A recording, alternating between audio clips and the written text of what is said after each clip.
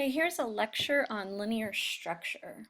Linear structure is a way to use a grid to organize your designs. These are not the shapes that go on top of the design, it is the alignment of the design. This is the structure behind architecture, behind the layouts in book design and magazine design and web design, and the layouts behind paintings and drawings and sculptures.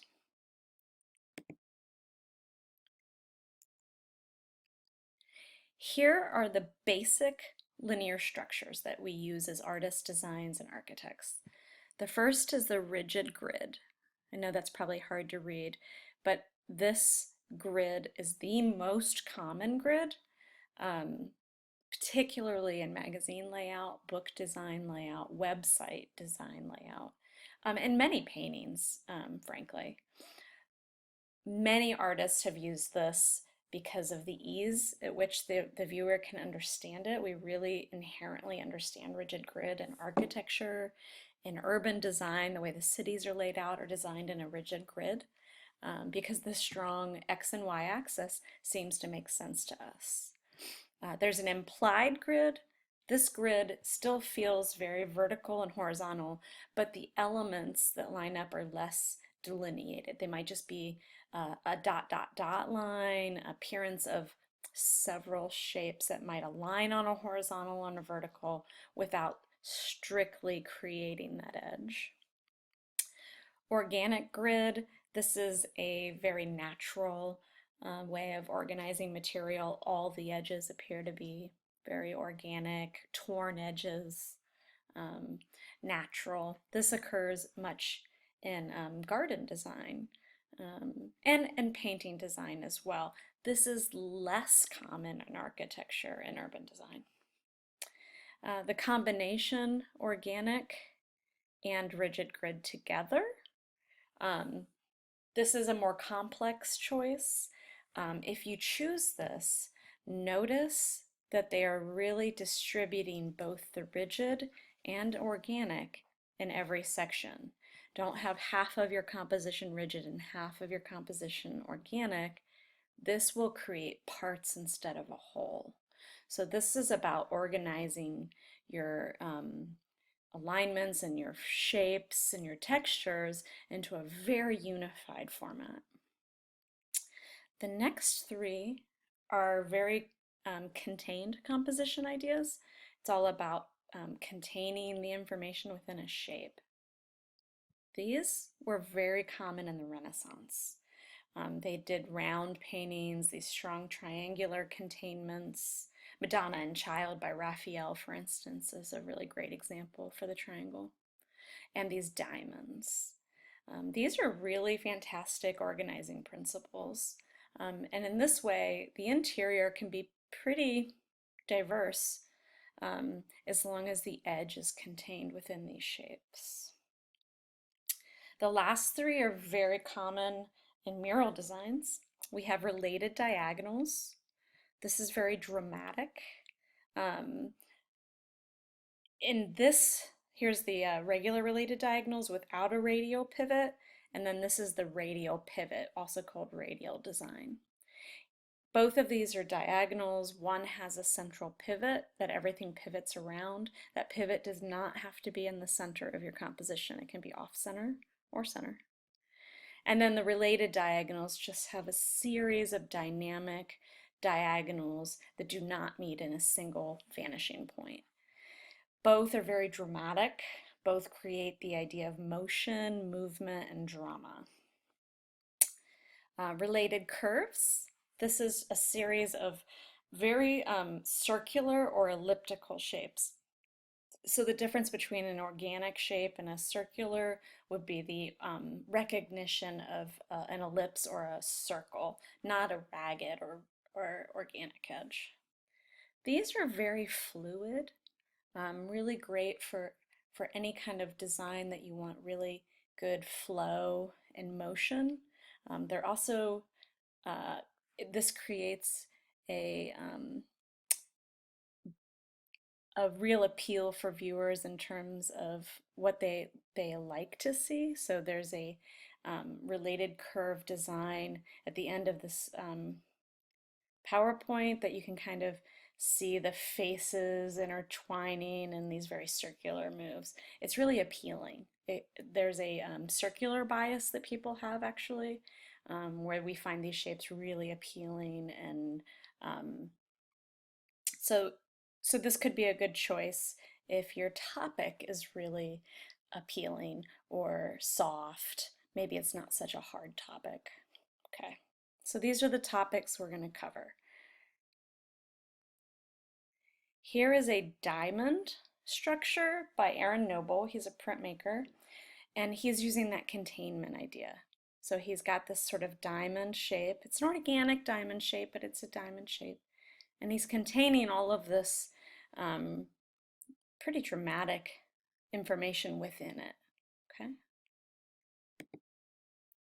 Here's a Pomodoro sculpture in bronze, and he's containing all that information within that circular design. So I want you to see that these designs, the structures, they impact every medium. They impact sculpture, architecture, painting, and graphic design. Here's a good example by Chris Ware. He's a graphic novelist, one of my favorites. And he really organizes his pages. This is a single page, often off of the rigid grid. You can see, even though there's a lot of text, and the text might even take the shape of a circle, the alignment of these details are all in the rigid grid. So don't confuse shape with a structure.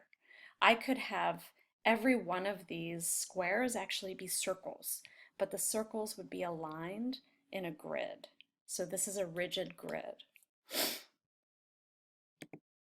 Here's a painting by John Curran, and the painting is actually based off of a series of triangles. So you have her overall shape, which is very triangular, and then you'll see this repetition where he inverts the head in a very strong triangle, the nose. He uses that triangular concept in every choice he makes. Next is a poster or a screen print by Shepard Fairey. In this piece, the structure is how all of the elements are aligned. So here's the pivot point right on the rose. Radial design is often used if you want to move the viewer's eye to a strong emphasis or focal point. So in this instance, he really is doing everything in the design to point to the rose in the peace symbol.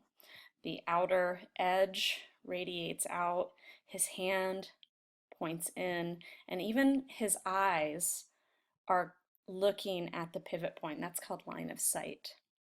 So almost every element in this design is about pointing to the radial moment. It's another example of rigid grid. Ellen Gallagher really likes this particular structure, and she uses it not only in each piece, each individual piece is strongly gridded, but also the way she organizes the overall installation. This creates great repetition, uniformity. It kind of can be overwhelming actually, and I think that's what her idea was to sort of overwhelm the viewer. Strong rigid grid is very easy to understand, but it can also be very institution-like. So prisons, large governmental buildings, they're very imposing, and it's often because of this really strong use of rigid grid. Here's one of my favorite sculptors, Sarah Z. She creates these huge installations with teeny tiny little household items. So here's a radial design, almost like a tornado design, pivoting down the stairs. And everything is just these sort of ordinary objects she finds in her house actually, and assembles them along this radial design. So the structure, the linear structure of that radial design is what's bringing unity and uniformity to all of this variety of materials she uses. So the more diverse your elements are, I think the more uniform your design needs to be for comprehension. Architecture also uses these elements of principles of design. This is the Guggenheim Museum, and it's based off of that principle of related curves. So the central atrium is built off of this sort of circular um, principle. Starn twins, this is a group of brothers, a pair of brothers, and they often use photographs and they assemble pieces into these rigid grids. So even though maybe the elements could be perceived as organic, they're organized on a strong, rigid grid. So don't confuse elements with structure. Another radial sculpture by Tom Friedman, everything radiates out from the pivot. Here's a related diagonal design on a quay sculpture. The sculpture itself has this outer shape, but inside the principles are repeating triangles and diagonals. Okay. And then I can show you some student examples. So here is a linear structure from a student last year. This is a radial design, and this is what her base looks like. She painted this first. So this was exactly what her base painting looked like. And then she had her pieces that she assembled on top of this for ideas, and eventually she painted over this. So here's the radial structure, and then here's that same radial structure with her details painted in.